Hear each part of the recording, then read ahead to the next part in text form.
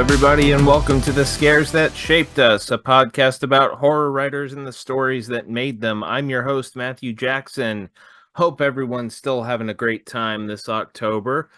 We're recording this intro a little early because I'm going out of town, but I wanted to make sure to get this episode out on time because it's a big one. It's one of the ones I wanted to do from the moment I first started thinking about this podcast.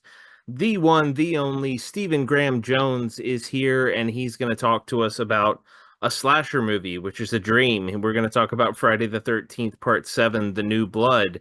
It's a lot of fun, and I think you're going to enjoy it. But first, I wanted to recommend a couple of things to you guys since it is the spooky season, and I know you're looking for great spooky things to read and to watch. On the book side of things, I am reading Eric LaRocca's upcoming second novel. It's called At Dark, I Become Loathsome. It is about a man with a tragic past who has undertaken a very particular sort of therapeutic care for clients that involves coffins and simulated burials. And I don't really want to tell you anything else because the book's not out until January. But it is vintage Eric LaRocca. It is human and vulnerable and beautifully rendered. It's a wonderful character piece. It's a wonderful psychological piece. It's got great emotional resonance in it. But when the horror hits, it really gets you right down in the gut. So that's out, I believe, in mid-January somewhere. Hopefully we'll get Eric on the show before it comes out, but it's called At Dark, I Become Loathsome. So make sure you have that on your radar, pre-order, get ready for that one. It's going to be one of the big releases to start 2025. On the movie side, I'm doing a little bit of a throwback because I had to watch the 1988 remake of The Blob for a work assignment last night. And I don't think I'd seen that movie since I was a teenager, but that movie rips, y'all. That movie is 90 minutes of creature feature fun with motorcycles and punk kids in a small town and government intervention and, of course, amazing visual effects with the Blob. There are wonderful sequences of bodies getting mangled in really creative, interesting ways by that thing. It's just an all-around good time. Great, like, Friday night popcorn movie from the 80s. So if you're looking for a fun, like, creature feature throwback thing to watch as part of your Halloween viewing this year, the 1988 version of The Blob has you covered. And be sure to look out for Eric LaRocca's At Dark, I Become Loathsome. Before we get to our interview, I do have a couple of corrections. I know normally I'm perfect for you guys, but I did get a couple of things slightly wrong in the interview portion, so I want to mention them right up front. In the interview, I believe I say that Stephen dedicated I Was a Teenage Slasher to Jason Voorhees. He didn't. That's actually The Angel of Indian Lake. Stephen very kindly and politely pointed that out to me after the interview, so I apologize. And also, it is not UC Boulder. It is CU Boulder. My wife is from Colorado and would want me to mention that. The University of Colorado at Boulder is known as CU Boulder, not UC Boulder. Go Buffs. Go Coach Prime. I apologize for the mistake. With that, we're going to have a lot of fun in our interview portion, so let's get right over to our chat with the great Stephen Graham Jones.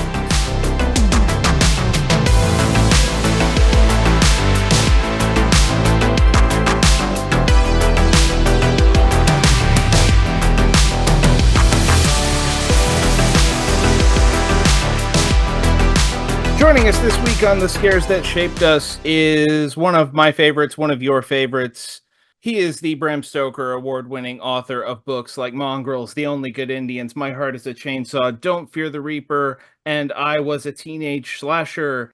Starting October 1st, you can pick up 5 new, shiny re-releases of his earlier work with a 6th one on the way in December. Stephen Graham Jones, welcome to the show. Thanks for having me, man. My pleasure. It's always great to talk to you. As I'm talking to you today, it's October 1st.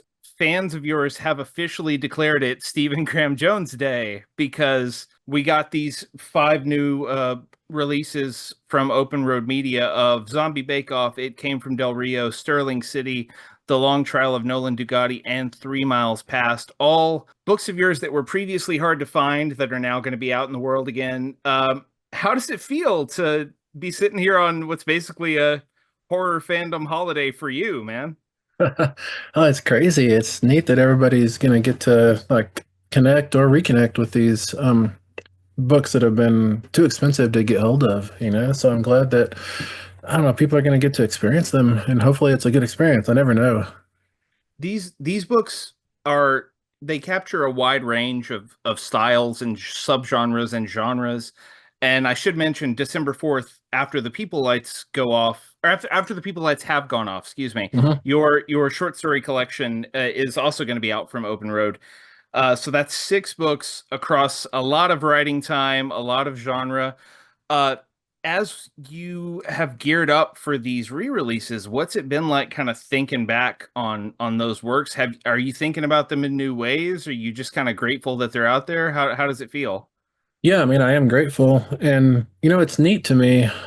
Sometimes somebody will ask me a question about, like one of the older books, and I don't have an answer because I don't write books to remember them. I write them to get them out of my head. And so I'm no longer the boss of knowing stuff about them. And so I'll have to go home and page through and see what my answer should have been, anyways. And when I read those sentences, those paragraphs I used to write, I realize that I don't have those same muscles anymore. I write in different ways. There's different spaces between my lines, and it's not better or worse necessarily. I'm sure it is to some people, but for me, it just like indicates change. And I think you're supposed to change throughout your career, but it's always wild to me because I feel like the same person.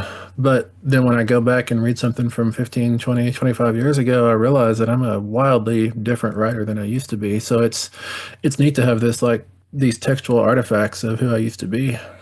Do you ever find yourself going back to something that you wrote 10, 20 years ago and noticing a style thing and thinking, man, I wish I could do that again? Like, are there highlights that you look at and hope to pluck from?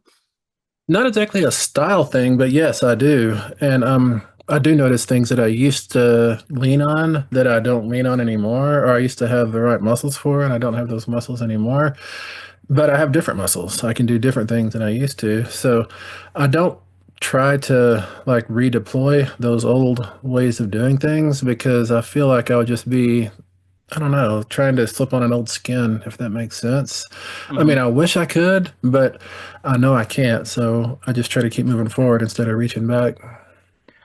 So I have not read most of these. I'm really looking Hmm. forward to digging into them myself. But one that I have read and have read parts of many, many times now is After the People Lights Have Gone Off, which Hmm.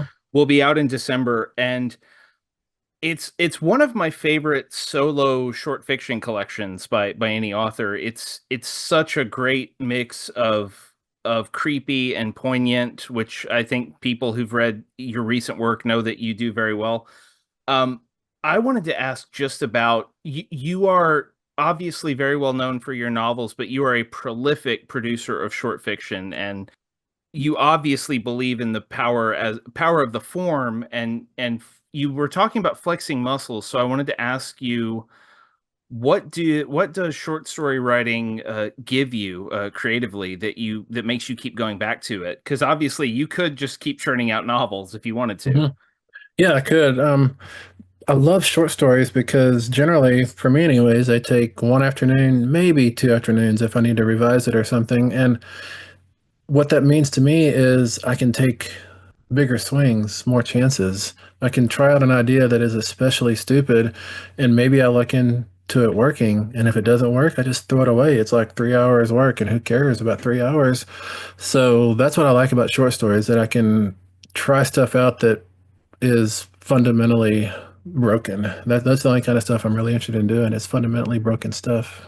Well, this is something I love about After the People Lights Have Gone Off is there are so many big swings in that. Like I'm looking at the table of contents now from the Kindle edition, and Hmm. it has Welcome to the Reptile House, Brush Dogs, The Spindly Man, the Black Sleeve of Destiny, which I think is one of your biggest swings, and I love it, Hmm. and the Spider Box, which is just this Hmm. really fascinating concept. When you put this collection together initially, was there a thought toward slanting these stories together toward a common theme, or was it just like, here's some stuff I have, and we'll put them together and put a book out? When I get a collection together, I mean, in one way, I like to think of story collections like albums, like a band might think of what's going to be on side A, what's going to be on side B, and is this all thematically unified, or is it coming from the same place? That's how I think about story collections of my own, anyways. When I'm getting them together, are they coming from the same place? And what I do is, yeah, you're right. I write so many stories that basically I get all these titles and I get a big table and I put all the titles on that table and I find some stories are attracted to other stories and they kind of clump together. And so I have 4 or 5 clumps of stories that I feel like all came from the same place. And that's what After the People Lights Have Gone Off is to me. It's some stories that clump together because they felt like they were either from the same place or trying to do something in the same basic arena. And that to me unifies them. But I guess I'd be lying too if I didn't say that my first horror collection, the ones that got away back in, I want to say 2010, um, when Laird Barron wrote the intro for that, he said something about most of these stories are from a kid's point of view. And I was like, really? And so I went back and looked and I was like, Dad Byrne, that is the kid. He said, I had no idea I was doing that. And so when I did After the People Lights Have Gone Off, I thought, I don't want to do that again. I've got to do something different. And so I tried to do something different. So lately, your short fiction has kind of come out as singles. We've gotten a lot of the Tor.com originals that you did for Ellen Datlow are Mhm. wonderful, and we obviously still get short fiction from you in various places. Mhm. Mhm. Uh, when do you think a new collection might come for you? Is it something you ever plan, or is it just a thing that a publisher will float to you? Um, I don't even know if I'm supposed to say this yet, but 2026 is looking quite likely for a collection. Oh, awesome. Yeah, Mhm. I'm excited about it. So you mentioned speed and writing these Mhm. in an afternoon or two. And I have spoken with multiple writers who have been places with you and have said something to the effect of, Stephen disappeared for a couple of hours and came back and said, "Oh, I owed someone a story. I had to get it written real quick." Mhm. And I know for some authors, the slow, deliberate pace of composition is very important. And you just seem to be a naturally fast author, but does the speed and immediacy of like writing something in an afternoon, is that important for you, or is it just how your fingers work? Yeah, it's very important to me because if on a Tuesday afternoon I start writing a story and then I finish it, I don't have time to finish it until Friday afternoon, then I, anyways, can definitely tell that I'm a different person by Friday because I've watched 3 different movies, I've read a book and a half, and that has all changed me. And generally, my like delivery of prose will have changed too. To me, anyways. I'm sure other people can't quite tell, but to me, I can tell the difference. And so all of my fiction, like when I'm trying to get a collection together and I go back and read this and that, I can tell the pieces that I was able to write in a single session and the pieces where I had to split it up. And I don't like to split it up. I prefer to do it in a single session. So this is interesting because you've talked about wanting to get it out because you feel, and I've noticed this too in my own writing, whether it's fiction or nonfiction, that you really can tell when you step away from something for a couple of days and then sit Mhm. back down, like something shifts, however slight. uh you've talked about the importance of immediacy, but you've also talked about the importance of constantly changing as a Mhm. writer. And as when you go to work on a novel, how do you balance that out? Like it's Tuesday and I wrote this chapter. Mhm. Now it's Saturday and I have to write this chapter. How do you balance out the change with trying to keep everything as part of one stylistic flow for a book? It's 2 different like methods or techniques. The first is I tend to go back and read the last 10 or 15 pages so I can get back into the same lope of the prose. And the second is come up with a playlist for every novel that I only listen to when I'm writing that novel, only from the first song on, only in this same order, never shuffle. And what that does is it kind of it conditions me to associate these songs, these tracks, with the emotional landscape of this piece I'm writing, such that it is kind of coming from the same place. Even though I have been reading, watching, experience, and all kinds of stuff that's changing me, that soundtrack that I've come up with for this novel is able to like reground me in that novel, and therefore it kind of can feel not ununified anyways. I really like the phrase "lope of the prose." Yeah. That's Mhm. a great Stephen Graham Jones phrase that I'm gonna have to borrow somewhere. So your latest book came out 3 months ago now, something like that. Let's see, March. Yeah. Yeah, I was a teenage slasher. Oh, that was July. I'm sorry. That was I thought July, right? this was July now. So I know, man. It's everything just moves too fast. I was at a yeah, film yeah, festival for most of September, and I feel like yeah, September should be 8 weeks long, and it's not. yeah. But anyway, I was the teenage slasher. Came out. It seemed like it got a wonderful reception. Hmm. I love that book, and I know a lot of other people love that book. A thing that I was surprised by, and I think it struck a lot of other people as well, was how emotional that book is.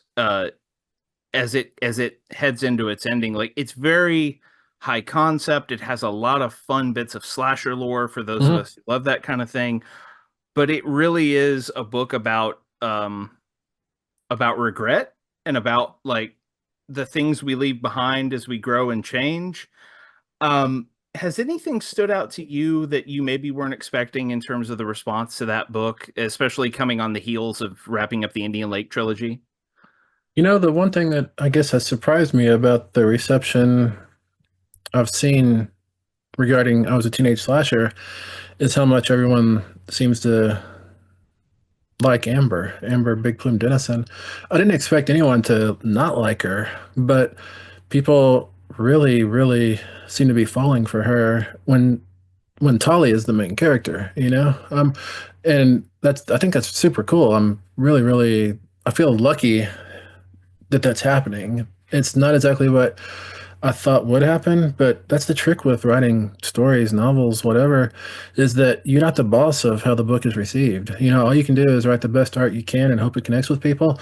And you can't at all micromanage how it connects. And you can never step in and say, no, this means that. That'd be the worst thing to do, of course. I don't think people who write books are remotely the boss of those books. I think we just have anecdotes about the writing of those books. And so when people ask me stuff about my novels, I generally say, sure, maybe, why not? Because I don't have any idea. I don't know what stuff's about. You know, I just write the stuff, and that's how I was a teenage slasher is to me. I just wrote it, and yeah, it has a lot of feelings in it because it made me have a lot of feelings while I was writing it. But um, I'm thrilled that people are connecting with Amber because I also really connected with Amber. So I guess what people are experiencing reading that book is kind of what I experienced writing it because Amber surprised me as well. I didn't expect her to have as big of a part as she had, and then it was kind of meaningful as well to me, anyways. Yeah, yeah, I've noticed that too, and Amber's a wonderful character, and I think uh, it's not quite the same as like people who obviously people love Letha from Hmm. Indian Lake, and Hmm. it's a different relationship, but it's that same. Hmm. There's a lot of warmth there between those characters, and I think Amber's warmth Hmm. comes through. So when I talked to you for Paste Magazine about Teenage Slasher, you told me I asked you if you were thinking about other slashers, and you told me, yeah, I was out on the bike the other day, and I had an idea to do a slasher the way no one's Yeah, ever done it before. yeah. Um, you've explored this subgenre from so many angles, and I don't want to ask you to give away your secrets of what other Hmm. angles you want to explore, but why does this subgenre in particular linger? And we'll talk about this more when we get to our topic today, but why does this subgenre linger in your head so much? I think the slasher genre is always prominent for me because the slasher was my entry into horror. I mean, yes, The Howling was the first horror movie I ever saw, but that didn't open me up to a world of werewolves. The first when in junior high, when I first discovered slashers, that opened my head, my heart, my life up to a world of slashers. And every Friday and Saturday night, I was watching every single slasher I could, and that hasn't stopped since junior high. I've never. A lot of people say they kind of move past slashers, and that always is amazing to me. I can't imagine moving past something as deep and wonderful and forever as a slasher. This is a real treat for me because this is a show about formative horror stories, and I try not to lead the witness, as it were. Hmm. I try Hmm. not to tell people what they should pick. So Hmm. I get real. I don't want to nudge anyone one way or the other. But Steven Hmm. mentioned today's topic in an email, and I was like, oh, please pick it, please pick it, please pick it. So he did pick it. Hmm. Hopefully, I didn't force him to pick it. But we're going to No, talk no. about Friday the 13th, Part 7, The New Blood from Mhm. 1988, which I think the elevator pitch is probably like, what if Jason met Carrie? Yeah. It's kind of got that feel to it. And I wasn't surprised that you picked a slasher, but when you Hmm. said Friday Part 7, I was kind of like, oh, that's an interesting choice Hmm. because it's a weird in the chronology of Friday the 13th, part 6 is sort of considered the return to form where we get zombie Jason and it's really fun. And then Hmm. part 8 is Jason Takes Manhattan and everyone wants to talk about how crazy that is. But I Yeah. feel like part 7 gets lost in those conversations. So I went back and Hmm. rewatched it and I'm watching it and I'm going, oh, this is about a troubled teenage girl who finds a monster at the bottom of a lake and then has to fight. I'm like, oh, of course, this is a Stephen Graham Jones favorite. So, if you wouldn't mind taking us back, what was your first experience with Friday the 13th, Part 7? I thought and thought about my very first viewing of this, and it was not in the theater, number one, because it came out when I was 16, and when I was 16, I just had my driver's license, so I was coming to town, but it was not to go to the movie theater, it was to cruise the drag. So I would have seen this on VHS probably in '89, I suspect, but I cannot nail down specifically when and where that was anymore because I've watched the whole franchise so many times that it's like it all melts together in my head. So I don't remember my first viewing experience of that. I don't remember my first viewing experience of any Friday the 13th, any Nightmare on Elm Streets, any Halloweens. I remember my first viewing of Scream because that was 1996. I was Yeah. remembering things better at that time. But I just that it's like these were so much part of the fabric of my daily existence that I just never thought about when did it begin because it had always been there. Yeah. You have talked on other shows about uh renting a bunch of VHSs and Hmm. spending a Friday night with friends just Yeah, running through all of these. And I had very much the same experience with slashers in part because I was not allowed to watch horror as a kid. hmm, So I grew up with all my friends at school knew about Freddy and Jason and Michael and all that and I had no hmm, idea what they were talking about. And then I got a driver's license and my first job and the video store in my town had this really nice deal where you could go in there and as long as it wasn't a new release, because new releases cost more, you could get 5 VHS tapes for $5 for five yeah. days. I So know, it's the best. I would go in there and just pillage the horror Yeah, section. And yeah. because I felt like I got to catch up, I got to do all this homework. Hmm. And I blew through all the Fridays, all the Nightmares, all Hmm. the Halloweens, Hmm. and then got into the more like weird, obscure stuff, whatever they had, Yeah, yeah, Slaughterhouse and Mountaintop Motel Massacre and all these yeah, other weird things. So I can't remember either when I first saw this movie. And to tell yeah. you the truth, I was watching them so fast that all the Fridays sort of started to bleed together. They do. Because they're all similar in structure with a couple of exceptions. They're all very like, oh, Jason's gone. Wait, no, he isn't. And Hmm. then you Hmm. get into the story. But Hmm. this one is interesting because at the end of part 6, Jason Lives, Jason is basically chained to a boulder at the bottom of Crystal Lake and Hmm. reemerges as this sort of he's sort of been slumbering. And this is something we were talking about this before the recording started. It's hard to tell how much time passes and Yeah, how long he's actually been at the bottom of the lake because there is a little girl named Tina. Tina Shepherd who seemingly comes across him when she's small and then has to revisit Crystal Lake when she's older because she has these weird telekinetic powers that are like there's a creepy doctor who's trying to manifest her telekinetic powers. Hmm. And anyway, she awakens Jason, and then Jason is just unleashed and it's full-blown zombie Jason mode. Hmm. um what about this one stands out I mean, I think I know the answer because of there are some thematic resonances here, but what made Hmm. you pick this one out of all, what, 11 Jason movies? It was the title of your podcast, actually, The Scares That Shaped Us. And I thought, which Friday the 13th, or really which slasher has shaped my own writing the most? And yes, Scream has probably had the most influence on me. It really, it's really for a long time informed how I come at the slasher. But I feel like Friday the 13th 7 and Friday the 13th 4 both taught me about endings, about how to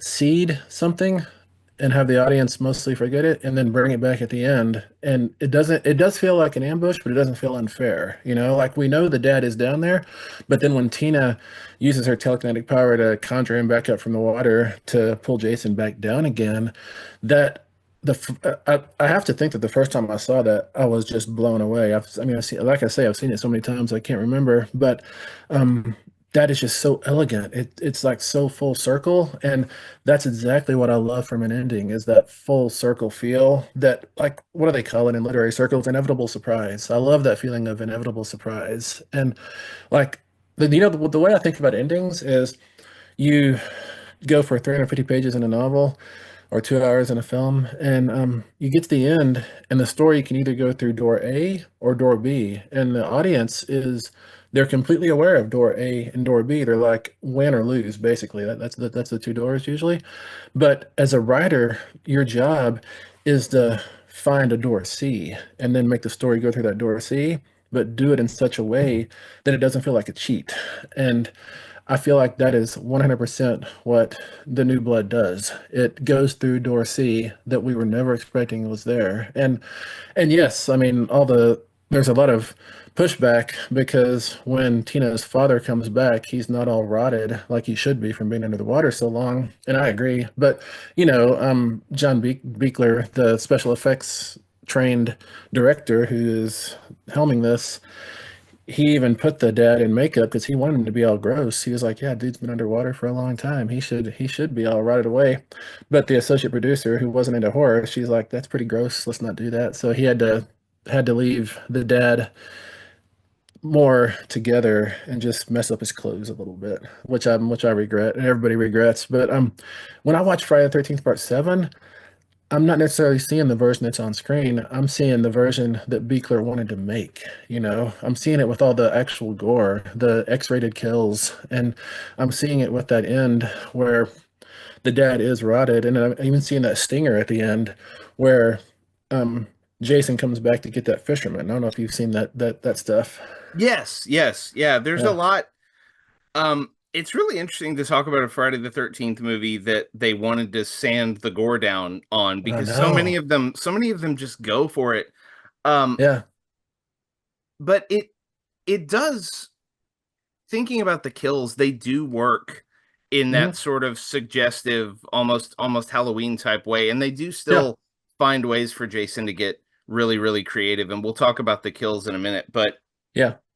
uh, I totally see the influence of the inevitable surprise situation that develops in this story. And one of the great things about the movie, as compromised as it was, if you look at the Hmm. making of it, as Hmm. Stephen was just talking about, it's 88 minutes long and it packs so much story into Yeah. 88 minutes. It's kind of amazing for a Friday movie because you have Tina's backstory and the situation where she believes that she killed her father Hmm. and feels this guilt over it. You have her Hmm. mom who is trying to take care of her, this Dr. Cruz who is trying to exploit her, and Hmm. then you have the kids next door Hmm. in the cabin next door on Crystal Lake, which Crystal Lake's geography is hilarious because they just keep adding houses. You would think that someone would stop developing out there, but no, there's just more and more.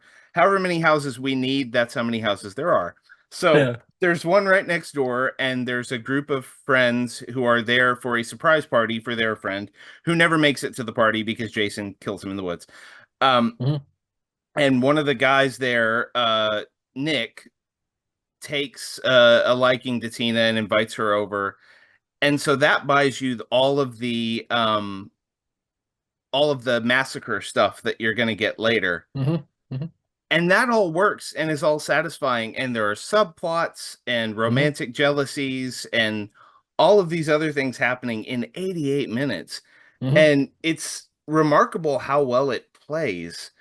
Um, you know what it reminded me of too, watching it was, and this is veering off topic, but hey, it's my show. Was it reminded me a little bit of, have you seen In a Violent Nature yet? Yeah. Yeah. Yeah, it reminded me a little bit of the way that the Yeah. sort of kids party uh gets worked into that to the point that they share a kill. There's a Hmm. kill that a girl gets pulled under the lake and drowns, Yeah. and that's the Yeah. whole kill. In a Violent Nature has that. The New Yeah. Blood has that. That's true. Um, and obviously, like Crystal Lake was an influence on you Hmm. because not just because it's a slasher locale, but because like you wrote an entire trilogy of slasher books centered around and named for a Hmm. lake. Hmm. Um, and you grew up in West Texas, where lakes aren't necessarily the most prominent physical Yeah. feature of the land. How did lakes become such an important piece of like thematic resonance in your writing for you? Yeah. Oh, well, first I was talking Crystal Lake. Also, in The Last Final Girl, one of my novels, I have a character named Crystal Blake, which was really fun. Hmm. You know. Um, but how did lakes become important? I think it all. You're right. There's not a lot of lakes in West Texas, and the few, very, very few we do have, are so filled with water moccasins and rattlesnakes all around the edge that it's kind of dicey, for sure. But when I was, man, I want to say 11, maybe 10. Um, uh, my mother was married to a guy whose parents lived on Lake. Is it LBJ? I think it's LBJ. Yeah, I think they live. No, not an LBJ. Was it Buchanan? Lake Buchanan is down around Like, Austin, isn't it? Yeah, yeah. yeah. They lived on Lake Buchanan, and one summer we went and stayed with them. And for some reason, my summer spent there on that lake, it was so alien to what I knew in West Texas. And also, I was so terrified of water because in West Texas, we didn't ever learn to swim. Why do you need to swim? You're never going to be in a body of water, you know? And so lakes, it was terrifying for me, but also I couldn't look away from it. And I think it just got to be a fascination of mine, these lakes. And so, yeah, I have written about lakes a whole lot. And, I should also say, um, the ocean doesn't necessarily scare me, but lakes terrify me. Whenever I'm in a lake, like I went out here to a reservoir a few miles from our house to paddleboard with my daughter, and it was kind of fun. I don't know how to paddleboard, but every time I'd fall off a paddleboard, my feet would touch some of that, what's it, like pondweed that grows up from the Hmm. bottom. Yeah. And that's instant panic attack for me. Like that's like me trying to climb into the sky. I cannot handle that. And in lakes, like there's, branches and stuff floating. That just grosses me out to the as much as I can possibly be grossed out. When we would go to those lakes in West Texas when I was growing up, we'd go there, of course. I mean, 4 or 5 guys in a truck, and the idea is we're going to meet 4 or 5 girls, and it's going to be the best weekend ever. And so we're trying to be tough and cool, but two, I'm so weird about touching like moss on rocks that my friends would have to make a cradle of their arms, and four of them would have to carry me out deep enough so I could float, so I wouldn't have to touch any moss with my feet. So I'm that kind of wimpy. And so lakes to me are just sources of horror. They terrify me. I don't think I could ever live on a lake. I just would never sleep. It would be too gross. It's funny that you mentioned this because I have not been in a lake in a long time, and I think that Mm-hmm. it has developed. I've developed my own mythology about lakes in my head, Mm-hmm. and I've made them creepier because when I was Mm-hmm. growing up, I grew up in rural central Texas, and this is funny that we're talking Friday the 13th because Mm-hmm. there was a summer camp about a mile away as the crow flies from our house. Wow. And when I was a kid, we didn't. I didn't ever like attend the camp, but we knew the family who owned it. So, and they had a lake out there, and occasionally we would get invited over and we would go canoe the lake or swim Hmm. or whatever we were doing. And I never remember being scared by any of that, but the thing that I remember most was we would go out there and we would swim. And I remember a couple of times trying to go under and see what I could see. And of Hmm. course, it's so murky and Hmm. dark that Hmm. you don't see anything, Hmm. but you get filled with that feeling of like, but what if I did see something? What if my Yeah. brain is now trained to understand that I'm not going to see anything down here without any light or anything else? But what if something just suddenly emerged in my eye line? Like I Yeah. think if a perch would have swam up about 6 inches from my face, I would have lost my mind and never Yeah. gone in the lake again. But the Yeah. other thing was I don't even know if this is true, which is bad because I grew up in the country. I should know this, but Hmm. my friends would tell me because if you swim in a lake, you get cold patches and warm patches. Yeah, you do. Yeah. And my friends would always tell me if you come across a warm patch, swim past it because that means there's a water moccasin nesting below you. Oh, wow. Um, I doubt that that's actually what it was because we went through a Wow. lot of warm patches, but and this is a total tangent, but now that you brought it up, we're gonna call this the Scott Wampler Memorial segment Yeah. because Yeah. he would want me to ask this, I'm sure. You've told rattlesnake stories on other shows, I know. Do you Hmm. have any like crazy water moccasin encounter stories? Because I grew up, I was always Yeah. told to watch for them, but I never actually encountered one. I was always terrified of water moccasins because they're fast and aggressive, Yeah. and then once the Lonesome Dove television series came out, I was like exponentially more terrified of water moccasins. Have you seen that? How Newt dies in Yeah, that? yeah, yeah, yeah. Yeah, yeah, that's terrible, man. That was like I remember that was in slow motion at the end of an episode, if I remember correctly.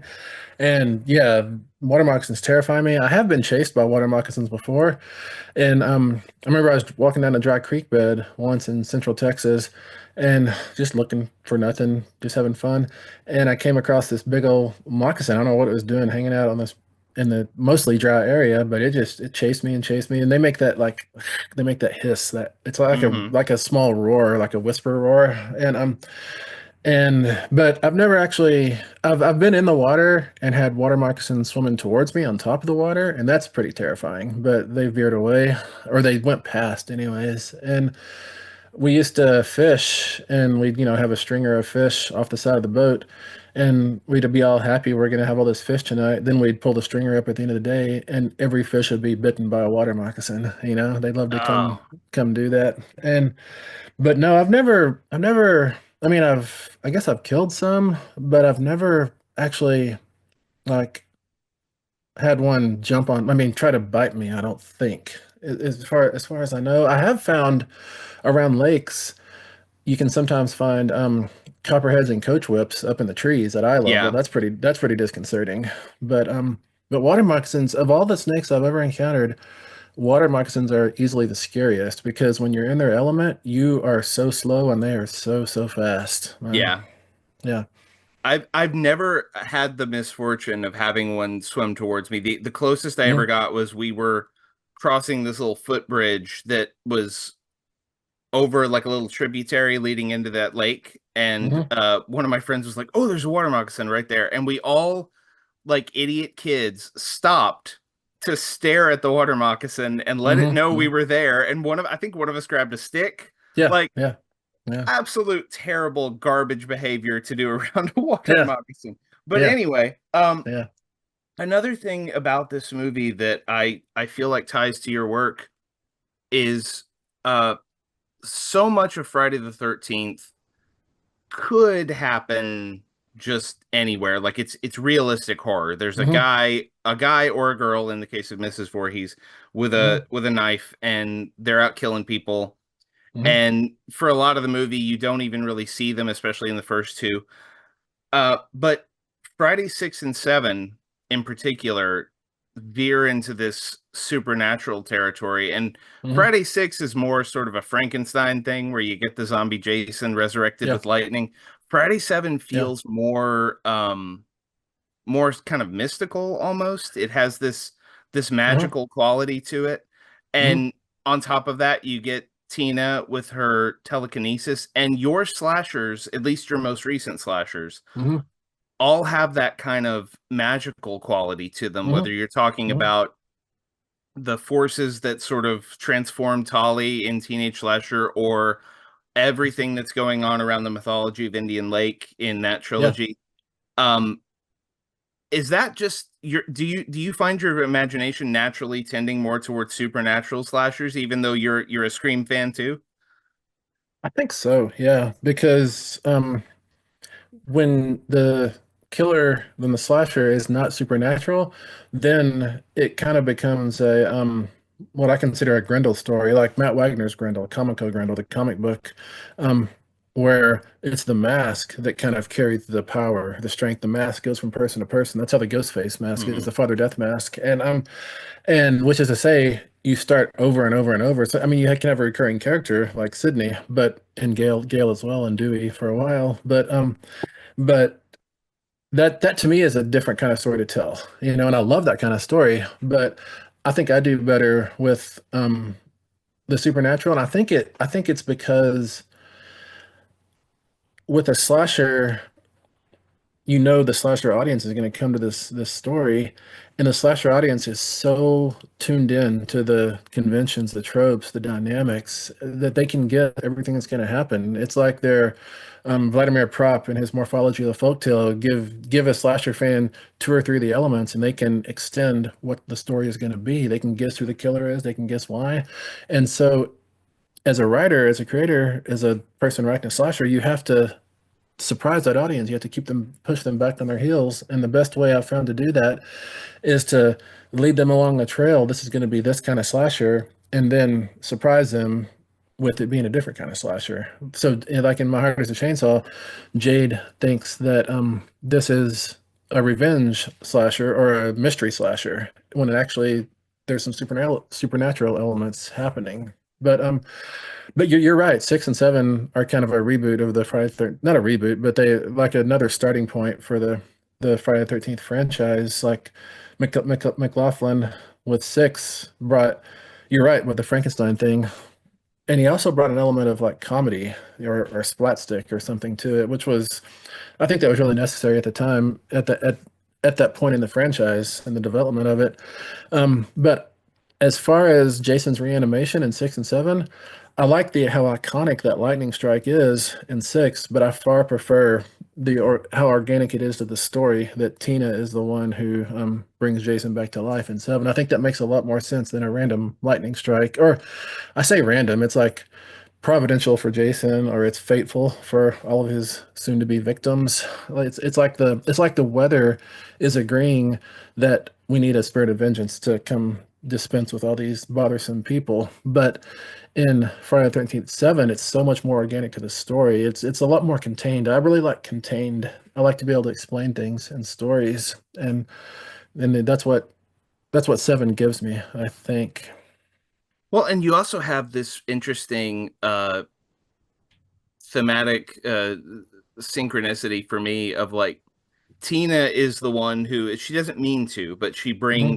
she brings Jason up out of Hmm. the lake with her power.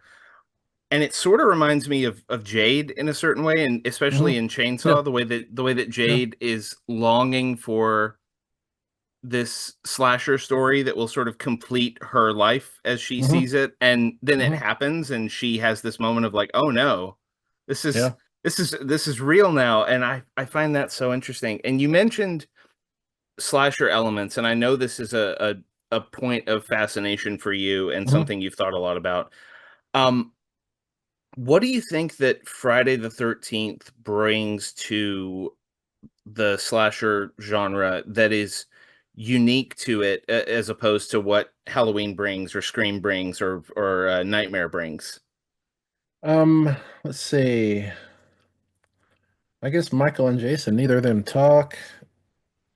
I think Michael is non-supernatural for a little bit longer than Jason, probably. What does it bring that's new though? I wonder if it's just the lake, the setting, the iconic name, Crystal Lake. What does Friday the 13th bring that is new to the slasher genre?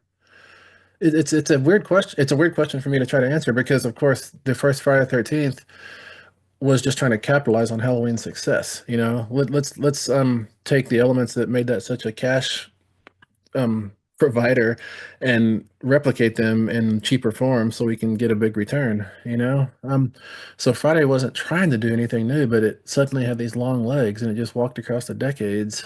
Um, what did it bring? I think for me, the most important thing that Friday the 13th introduced was we identify with the slasher, with Mhm. first Pamela and then with Jason. Like we understand their predicament. We may not like believe in their methods or the extremity of their methods anyways, but we understand that the camp counselors should have not let this woman's son drown. And we also understand that from Jason's point of view, those camp counselors shouldn't have cut his mother's head off. And so I think Friday the 13th almost divides our what's the word, loyalties a little bit, because I mean we know that these kids didn't come here to do evil, nevertheless they're being killed, but at the same time we understand why Pamela and Jason are doing all this violence. It makes total sense from their point of view. And so what the Friday the 13th franchise does for me is it makes us see the story from two sides instead of like in Halloween. I love Halloween and I like most of the franchise, but we are generally on the side of the victims. We don't necessarily understand what Michael's going through. And with Freddy, we do understand that he is back because he was burned alive, basically, outside the legal system. And we want to side with him, but Wes Craven built it such that Freddy is also a child murderer. So we're also against Freddy while we understand a little bit why he's doing what he's doing. We still think he's malignant and corrupt and a bad person. I don't think we ever feel Jason is necessarily evil. He's just misunderstood, maybe a little bit misguided. Yeah, this is what I was getting at was Mhm. I was a teenage slasher you dedicated to Jason. Yeah. Because of that, because yeah, it's Michael. Halloween is my favorite slasher franchise. I love Hmm. it, but yeah, Hmm. Michael just sort of emerges, and we're just told he's Yeah. evil. He's just Yeah. evil, and Yeah. I guess there's something tragic to the idea that if it, and I wish the franchise explored it more. Like, what does it mean when you're a little kid who's born evil? Like, Yeah. Yeah. Does Michael ever wish that he was just a regular kid and didn't have these urges? Does he ever Yeah. think that way? And we never Yeah. really get to find out, except I guess a little bit in the Rob Zombie version that kind of touches Yeah. on that. Okay. Um, Actually, I thought of I wasn't even meaning to. A few weeks ago, I thought of a story that is like a prologue to the first Halloween that completely explains Michael's whole arc that he does. But I talked to some people and they said we can't do that because I don't own the character. hey, someone I don't know who has it right now, but Hmm. I'm sure Malik Akkad has something to say about it. Get in touch with Stephen Graham Jones. He won't do you wrong. He will give you a good Halloween prequel. But because I would love to read that. But Hmm. anyway, yeah, Jason just has this again, it's very simple.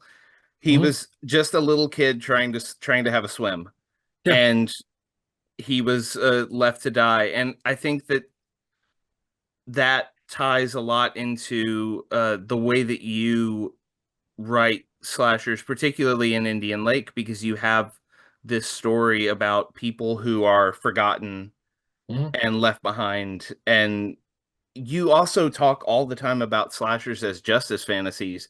Hmm. And I think you can twist just about any slasher into a justice fantasy if you think about it hard enough, Yeah, but I agree. you don't have to think about it with Friday. Like it's just like, oh, he's upset because they killed Yeah. his mom and he, you know. Yeah, Uh completely. so speaking of Jason, this is the first Friday film to feature Kane Hodder, the Yeah. most famous Jason Yeah. in the suit and the makeup. And the makeup is wonderful. Like I think it's my favorite Jason Hmm. design of any of Hmm. them because it has I just love when he comes out of the lake and Yeah. you see his spine through his Yeah. shirt and just Yeah. it looks real like crusty and nasty and like an archaeological dig back there. Yeah, yeah, And Beekler was so insistent that Jason show the damage from all the previous installments, and I really like that he's carrying that damage. He's displaying that damage. Yeah, it's an amazing design, and I mean, it completely defies physiology because he still has Hmm. muscles, but Yeah, you see yeah. his bones through his back. Well, also what defies like physics to me is, Tommy Jarvis, or maybe he's Tom Jarvis now. Now that he's grown up. I don't know. In number six, changed Jason to the bottom of the lake.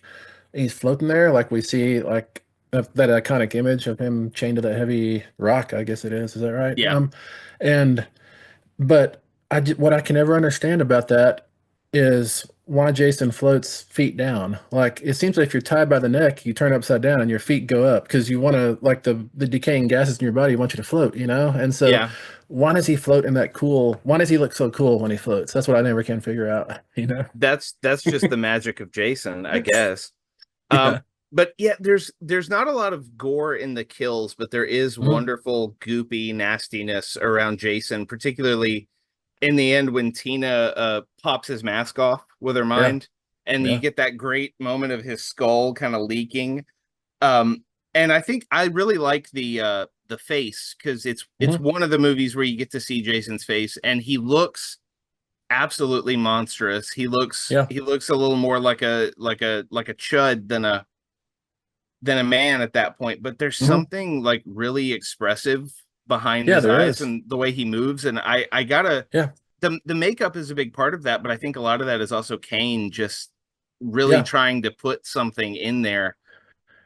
That is that like the other people on set talk about how he was able to I mean he inhabits the body movements of someone like Jason very well, of course, the heaving chest and the kind of the anger that seethes out of him, like when he's doing that sleeping bag kill, like you can tell how mad he is. But the other people on set, they talk about his eyes, how through all that makeup of Jason's torn up face, he's able to express, to emote, and it like this is not to disparage other stuntmen, but Kane Hodder is actually acting. He's not just doing stunts. Yeah.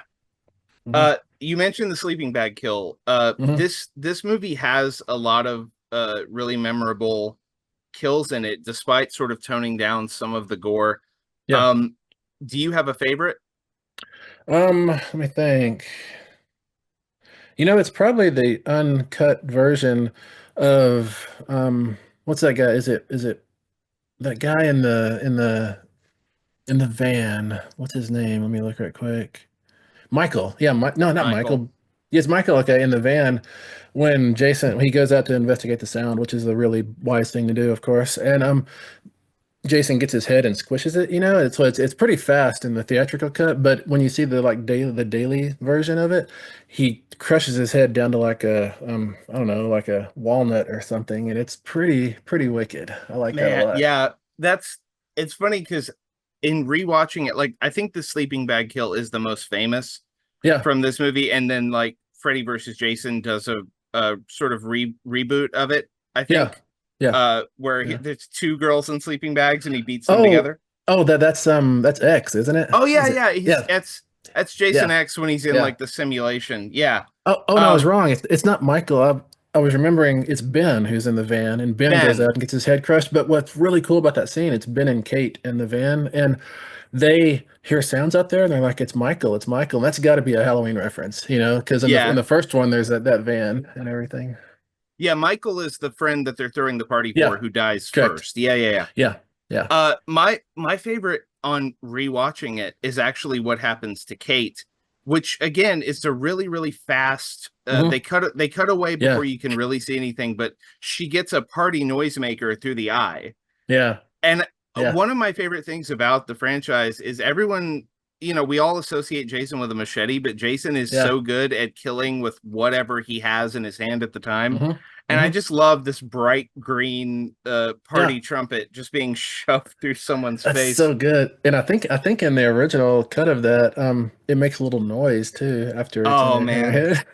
that would have put it, that would have been amazing. I mean, that's a Friday the 13th Part 6 influence, Yeah, if ever there yeah. was one. Yeah. Oh, I totally agree. And what's funny about the machete is, he gets the machete from that guy who's out there getting wood, if I remember correctly. And then I think his very next kill, he doesn't use the machete.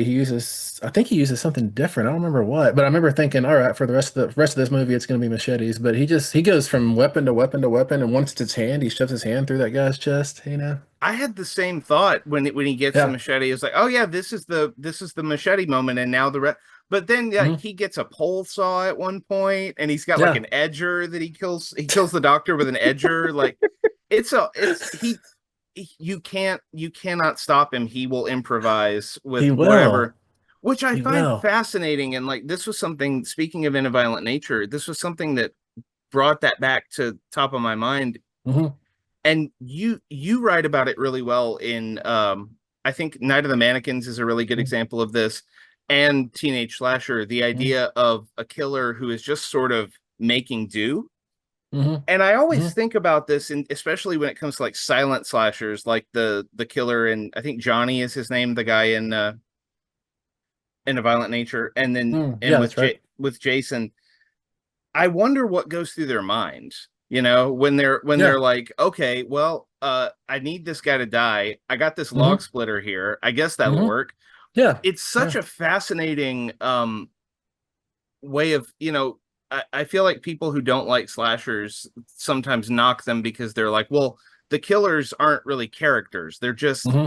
they're Hmm. just bodies that move around and kill. But I'm like, no, Hmm. there's something going on in the mind that's making them go, hey, I wonder what it would be like to kill someone with a pole saw. Okay. Yeah, yeah, that's kind of like when I did Don't Fear the Reaper. That's kind of the thinking that I gave to Dark Mill South. Like he's thinking, how can I do this in a different way, in a really splashy way, you know? But I love that you're talking about this because it's almost as if these killers, these slashers, when they're going to improvise this weapon, that weapon, this killing method, it's almost like they're aware that a theater full of people is watching and waiting for something new. It's like it's like Jason is thinking, I'm going to show them something they haven't seen before. And I like it's like it's leaning over into meta without quite being meta, and I really like that.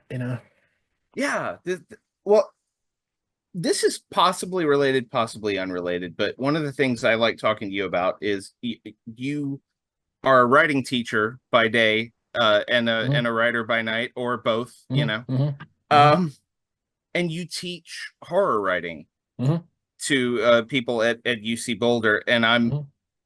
I'm wondering, what do you think you carry over from a movie like this? Like, have you ever taught a course on slashers? Is I that have, something yeah, you've done? Yeah, yeah. I have, yeah. Okay, so when you're talking like a movie like Friday the 13th Part 7, Hmm. let's just say it's Dr. Jones's course. We're Hmm. talking Friday the 13th Part 7. What are the things from this movie that you kind of hope to impart to students that are helped with writing good slashers? Um, I guess really important would be those two houses that are so close together, which has to be a product of somebody sold a single acre of land to a developer who was going to build some cheap vacation property that they could rent out or something. And that's why the houses are so close together because they just had like 1 acre to build on or something.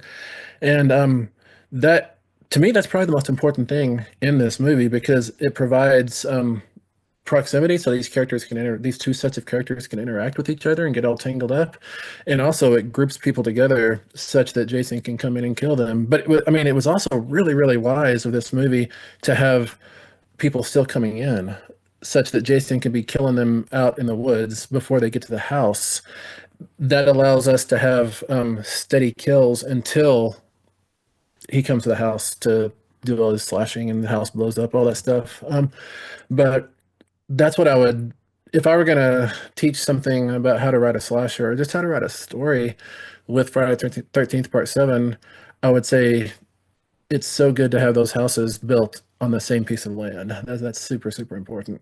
This is really interesting that this is what you went for, because I Mm-hmm. think in my own experience as a writer, and even writing a slasher, which I'm still sending out to people, and Mm-hmm. thinking about the way horror stories work, I think so many of us want to go for the gut, want to go for what is the most terrifying thing I can think of in this instance and put it in this Hmm. chapter? And what is the most interesting, Hmm. what is the most terrifying thing I can put in the next chapter, in the next chapter? Hmm. And we think Hmm. so viscerally about it that we sometimes don't stop and think logistics are very important. They are. And Yeah. if you watch a movie like this or a movie like Scream, which Hmm. is very smart about getting all of the principles together in Hmm. one place, not just Hmm. once but multiple times, Hmm. um, it's so important to think that way. And these stories are first and foremost like works of popular fiction that have Hmm. to convey something entertaining, and they need to do it. Like we said, this movie is 88 minutes long, and Yeah. it packs like a dozen or more characters into two houses on a lake and just runs through them. Yeah. And I think a lot of people would be tempted to think more grandiose and like want to make it into some kind of a big epic thing. Yeah. And I love that you mentioned like, hey, putting two houses next to each other is really good storytelling sense. It's just economical. It makes you be able to jump into the action so much quicker, I think. But also, if I were teaching this film to a class, I would have to point out the weaknesses too, so that they don't, so that these students don't do these same things. And like, there is some weirdness in this story. Like, Tina's father, who is an abusive guy, he's in there beating up Tina's mom, and so Tina runs out to the lake, and then she finally kills him with her telekinetic powers. After he dies, he kind of gets sainted. Like all his crimes, all his bad stuff he was doing gets washed away. And I don't think that to me is not good justice. And he gets to be the hero at the end when she reanimates him and he comes back and gets Jason. I'm like, so he was a bad guy and now he's a hero? I'm not sure I've tracked that arc. I need some stages in between that to make that make sense. And I would also say, great, wonderful. Make Tina telekinetic. That's, Carrie versus Terminator. That's a ball. And I guess also coming off the momentum of Firestarter too, with that little girl. That's wonderful. And as you probably know, this installment was intended to be Freddy versus Jason, but they couldn't get the rights shaken out, so they had to figure out some other supernatural person to destroy Jason. But make Tina clairvoyant, make her telekinetic. That's great, but why does she have to be clairvoyant also? Why does she have to see these visions of her mom dying and stuff like that? That to me doesn't track. I think telekinesis and clairvoyance are completely different abilities. I don't think they are paired together. You don't get one if you have the other necessarily. And also talking Jason, I was legitimately surprised when Jason goes back into the lake, which he had been buried in, to kill that skinny dipper. And he does it without any hesitation.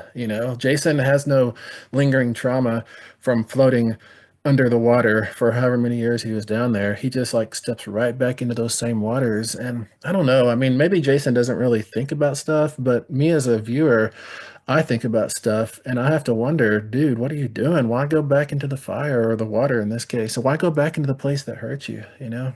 Yeah, well, and it's a place that's hurt him multiple times. It's how Exactly. he died, and Yeah, he never seems all that concerned about the lake, which is an interesting it choice. is. I've always thought that like there should be a installment of this franchise where water is Jason's kryptonite or lake water anyways, or Crystal Lake or something, like he would have to be if he's going to carry the trauma of his mother getting beheaded, if he's going to let that be his motivating factor for however many installments, then I think he's also got to be a complicated enough person to have some trauma associated with the water, with the lake, with drowning.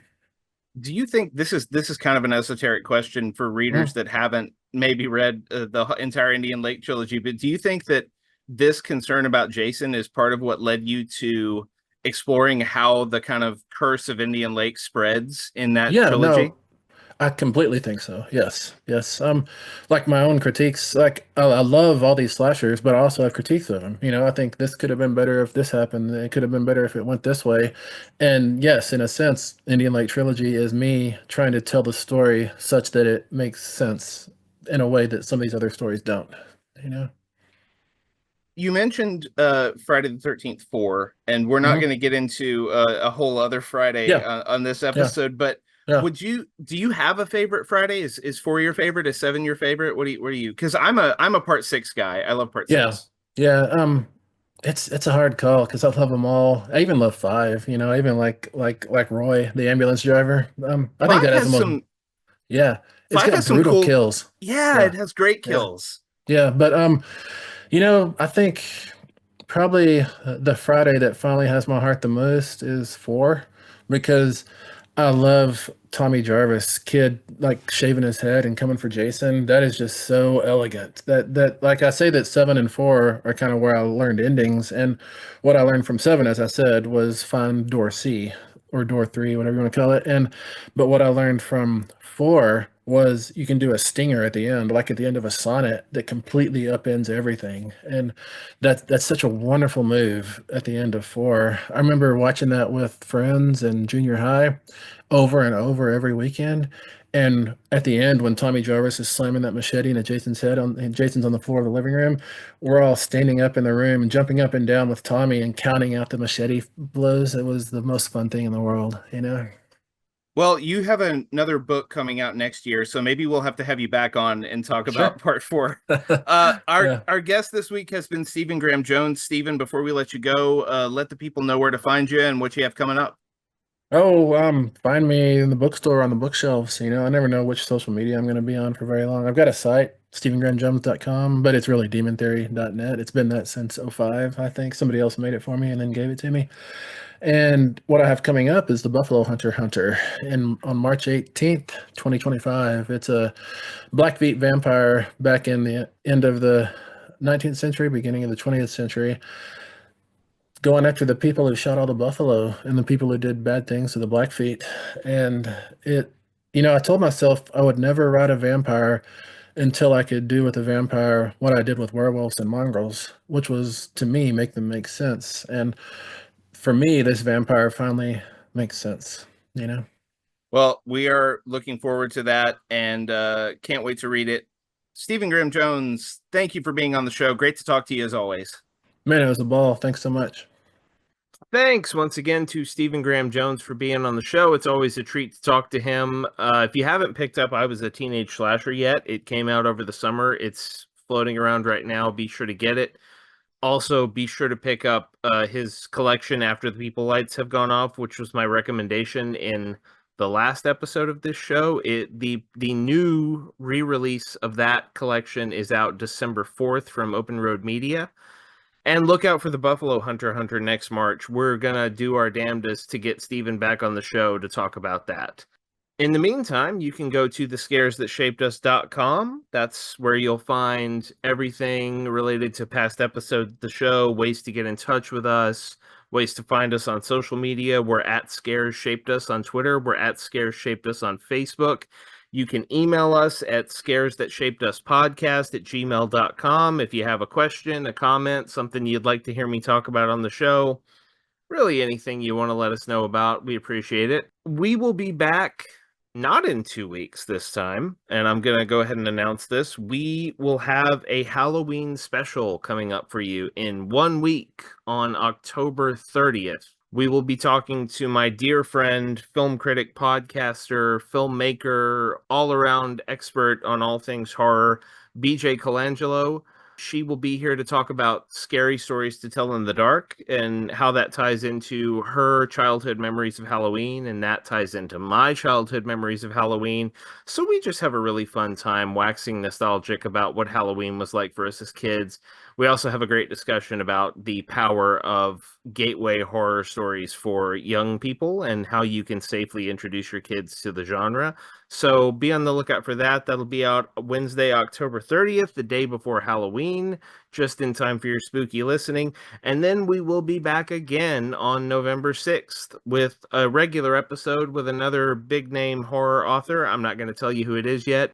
He did write one of the best horror novels of 2024. So be sure to be on the lookout for that. Like, subscribe, follow us on social media, tell your friends. We're doing a lot of cool stuff. Until next time, my name is Matthew Jackson, and this is The Scares That Shaped Us.